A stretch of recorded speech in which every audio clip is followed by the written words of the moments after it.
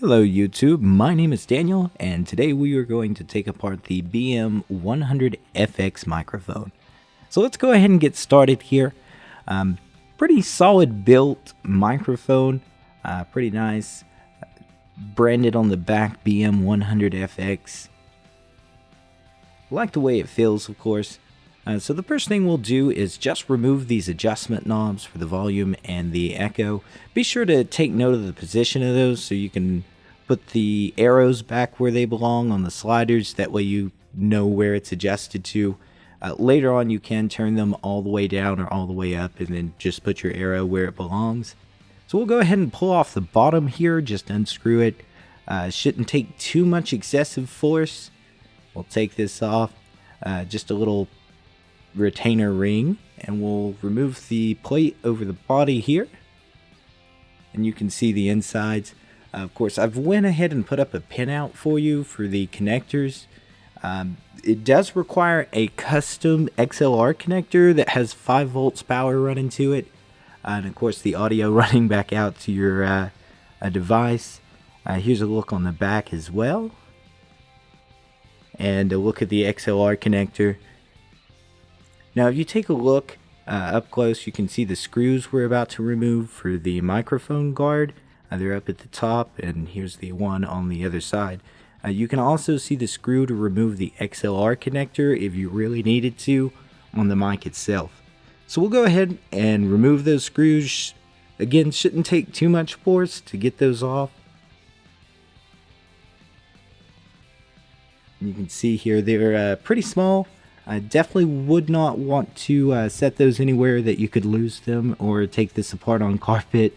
It could be pretty difficult to find. And you can see the microphone guard here is pretty sturdy, pretty nice, got a nice gleam to it. And here's the mic, made of plastic. Didn't really like that, but hey, it works, gets the job done. Pretty sturdy itself too, you'll see here. Just a little look at the back of it. Yeah, pretty nice all together. I'm happy for what I paid for it. Didn't pay too much for this particular microphone, so not bad. So let's go ahead and we'll put everything back together. That's a pretty nice breakdown of everything. You could take it a couple steps further and take the board off of it if you really wanted to, and desolder all the connections, but we're not going to go that far into it. We'll go ahead and just put everything back together. Definitely really nice setup on the inside. Of course, if you want those pinout images, it's actually going to be at the end of the video there, so you can just hit pause, have a look at it. Now putting these screws back in did take me a couple of tries just to get it aligned and get everything in there, but definitely keep at it. You know, don't strip anything. We'll get that back in, and we'll go ahead and get the other one back in here in just a second.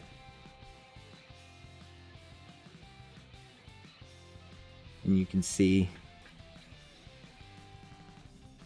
yeah, not exactly the easiest place to work in one of those screws. Just a couple more turns and we'll get this. There we are. We're just going to slide the cover back over. Just be sure to make sure that your volume and your echo is facing the right way so you can read it and it all looks all glamorous and wonderful. And also make sure that those are over your knobs so you can put your plastic knobs back in. You may want to go ahead and put those back in right before, screwing the bottom on. That way you can make adjustments if you need to. You can see this little notch here. We're going to line it up with where the volume is currently at. Just make sure everything fits and works great.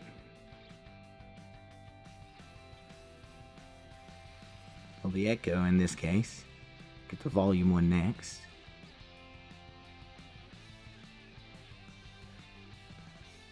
And where did that go? There it is.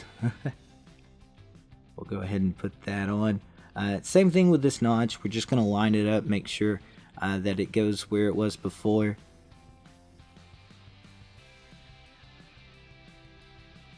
Get that in here. And it shouldn't take any more than a little bit of a push. to kind of get those to lock in and line up. Now, what I did is I ended up dialing these all the way on and all the way to their lowest point, just to make sure that that notch was lined up correctly. Fairly easy to pull them back off and line it up. Next thing is, when you screw this bottom back in, be very careful. The thread is pretty thin and fine on it. You don't want to mess that up, of course. Once you get it on there, though, good enough, you can lock it in and back to sturdy microphone. Overall, though, fairly nice microphone. Very impressed with this.